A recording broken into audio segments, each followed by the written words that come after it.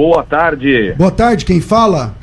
É Alessandro Frazão, aqui de São Paulo, Tatuapé. Eita, isso, bem-vindo, Alessandro, tudo bem, meu irmão?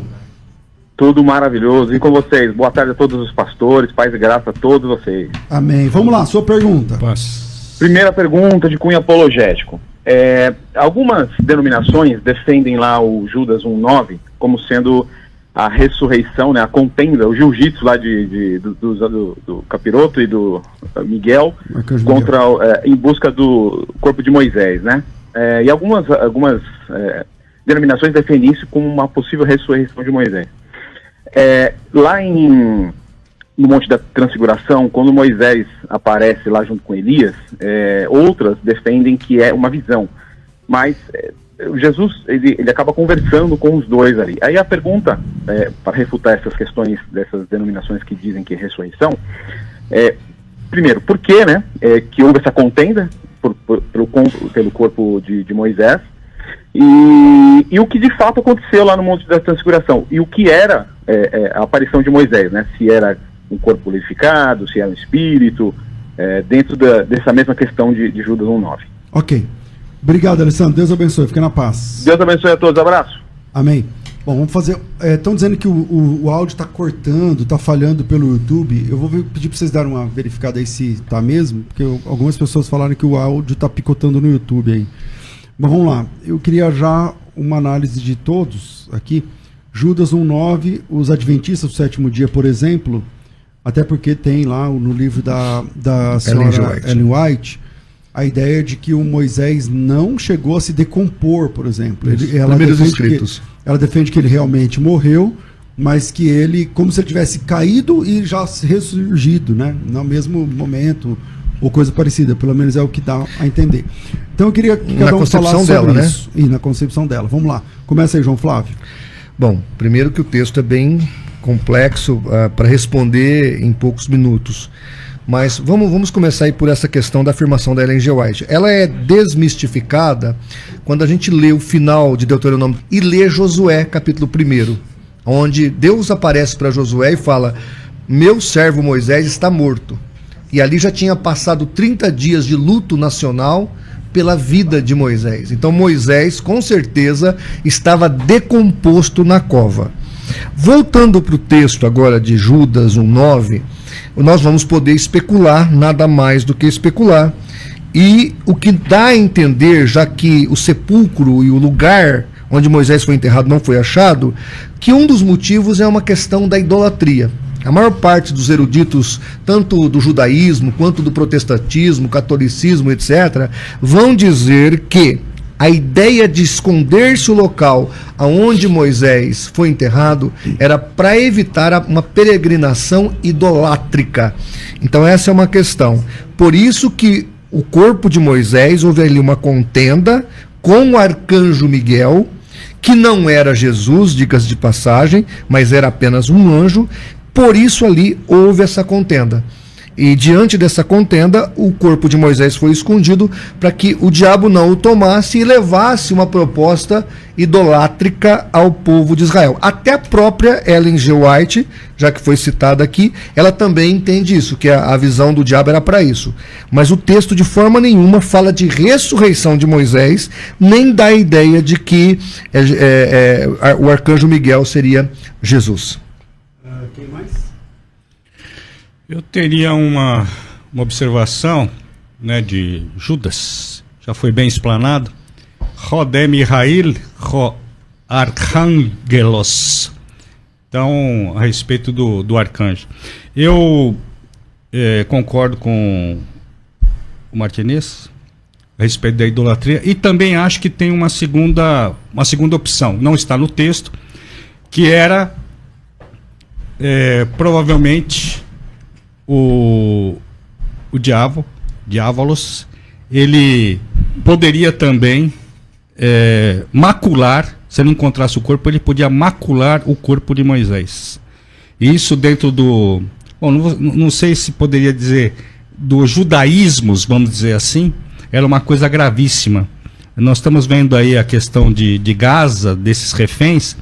É necessário que pelo menos uma parte do corpo esteja lá para eles poderem enterrar. Essa questão das exéquias corretas são muito importantes. Uma vez que você macula, destrói o corpo, você destrói a memória e você atrapalha a família no luto dentro do judaísmo. Então acho possível essa outra explicação, né? De não ser encontrado, Deus não deixou que o corpo fosse encontrado por causa dessa questão da maculação, uma possível maculação do corpo de Moisés. Tem mais uma coisa, não sei se alguém vai comentar, eu deixei para vocês comentarem, mas eu acho que é bom a gente lembrar-se, que ele falou do Mateus 17.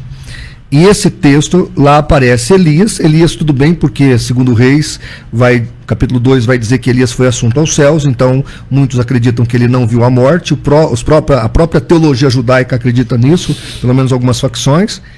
Agora, Moisés morreu, então ali aparece Moisés.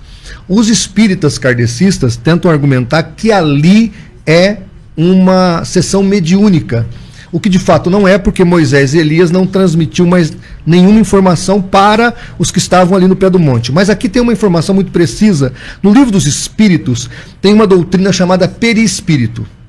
Nessa doutrina do perispírito, vamos imaginar que o pastor Joaquim, já que foi citado aqui agora há pouco, que já está com uma idade bastante avançada, vem a óbito. Faleceu o pastor Joaquim. E aí a irmã Sônia, ela vai lá, por exemplo, fazer uma invocação para chamar o espírito do Joaquim. Então aí reúne-se uma mesa como essa, cada um dá as mãos e começa, vem Joaquim, vem. E aí aparece então o Joaquim. Segundo essa doutrina do perispírito, o Joaquim que tem que aparecer é o Joaquim da última vida. Aonde está o problema? E esse texto é uma cilada para os espíritas que tentam argumentar que é uma mediunidade ali de Jesus. É porque no capítulo 14, nós temos João Batista, capítulo 14 de Mateus, nós temos João Batista sendo degolado. E no livro Céu e Inferno, o Allan Kardec fala que João Batista era a reencarnação de Elias. Logo, quem tinha que aparecer no monte era Moisés, que segundo os espíritas não poderia reencarnar porque já chegou no ápice da luz, e o próprio João Batista, e não Elias. Então, a tese doutrinal do espiritismo se destrói pelas suas próprias regras do perispírito, porque aparece Moisés e Elias, e não Moisés e João Batista. E, para fechar, não era uma sessão mediúnica, porque ali não há transmissão de ideia dos vivos para os mortos e dos mortos para os vivos. Quem fala ali e quem é senhor do momento é Jesus, e quem se transfigura é Jesus, não é Moisés e Elias, mas Jesus que vai e não eles que vêm. Mais alguém? Tem só um aspecto interessante também, que Jesus, quando desce do monte, diz para os apóstolos, a ninguém conteis a visão, até que o Filho do Homem ressuscite dentre os mortos. E a palavra que aparece ali, Rorama, ela vai aparecer também em Atos, ou em Atos capítulo 7:31, para falar da visão de Moisés da sarça, né? Que queimava e não se consumia, né? Então, o texto pode estar tratando também apenas de uma visão pedagógica, né? De uma visão espiritual, ali, de uma visão espiritual, né? sobre os dois, e não da realidade espiritual dos dois aparentando esse é meu ponto, porque mesmo que diferente disso, nós temos um problema com Deus tendo dito que Moisés não entraria na Terra Prometida. Se ele foi lá mesmo, porque o Monte da Transfiguração está lá no meio da Terra Prometida. E Deus disse para Moisés que ele não entraria de jeito nenhum na Terra Prometida. Mas ele não poderia ter falado, César, apenas no aspecto de não entrar naquele momento por sua desobediência. Naquele momento não está escrito no texto. Mas eu tenho outra tese. Você não vai entrar na Terra Prometida. Então, a minha tese... Eu acredito que ali é uma visão mesmo. A minha tese, pastor César, é que eles não vieram. Quem foi Jesus. Porque é Jesus que se transfigura. É como se Jesus saísse desta dimensão, entrasse numa outra dimensão e os apóstolos vissem. Tá? Por quê? Porque o texto fala que ele, Cristo, se transfigurou. Quem vai ao mundo espiritual é Cristo. Então não é eles que vieram, não é eles que apareceram. Agora, a tese do Roraima, que o senhor defende a mesma tese do pastor Elias Soares, correto? O Elias Soares também defende isso, né? É essa mesma tese. É interessante, mas independente de ser real ou não, o fato é que não são eles que vêm, mas sim Jesus que vai. O texto fala isso, que ele se transfigurou e ele foi ao mundo espiritual. Pelo menos este é o meu humilde entendimento. Ok. Quer falar, Joaquim? Vira o microfone aí. Quero. É importante falar com relação a essa questão, porque, em primeiro lugar, a gente não tem nenhuma evidência da ressurreição de Moisés. Então, Judas não está falando de ressurreição de Moisés. Isso é muito claro o texto. Além disso, se Moisés houvesse ressuscitado logo após a sua morte, por que nenhum outro comentarista bíblico menciona esse fato espetacular que seria a ressurreição de Moisés? Então a conclusão para mim é muito óbvia. Os autores bíblicos não o fizeram porque a ressurreição de Moisés simplesmente não ocorreu. E o apóstolo Paulo vai dizer em 1 Coríntios 15, 23, cada um, tá falando da ressurreição, cada um, porém, na sua ordem, tagma, Cristo as primícias, para a parche, depois os que são de Cristo na sua vinda. Então, o único ressurreto para nunca mais morrer, segundo Paulo, seria o próprio Cristo.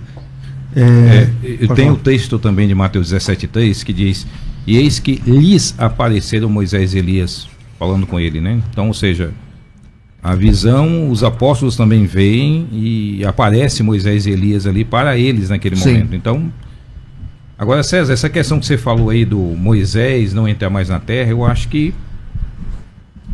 Então, isso quer dizer que, em hipótese alguma, nem havendo um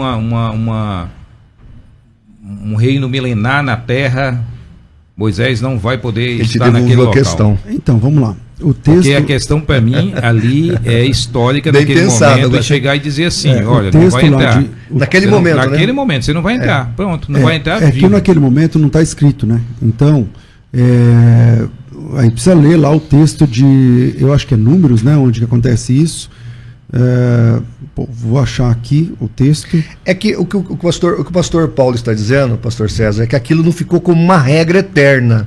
Eu acho que é por aí que você está entrando. Foi o momento. O momento, né? Porque por causa daquele instante ali que ele bateu na pedra, etc. Momento, então... aquilo já foi superado, né? Exato. Mas assim, visto que não crestes em mim para me santificar diante dos filhos de Israel, por isso não fareis entrar esse povo na terra que eu lhe dei. São essas as águas de Meribá e tal. Então, não fala que é somente naquele ali e tal. Você não acha que isso é implícito, César? É interessante. Pode ser implícito. Mas outra coisa mais importante é que se a gente trabalhar com a hipótese de que o Moisés ressuscitou e apareceu ali... Não, isso é inadmissível, né? Então a próxima saída ou é uma visão, que é a palavra Horma lá, que o pessoal está falando aí, Horama, ou a questão do que o pastor João Flávio falou, que Jesus se transfigurou, e é como se a gente estivesse tendo uma visão do que está acontecendo no mundo espiritual, mas que não está ali em cima daquele monte. A gente está vendo em cima daquele monte. É assim que eu defendo essa tese. Aquelas pessoas não estão ali. Porque esquece o Moisés. O Elias, ele não morreu.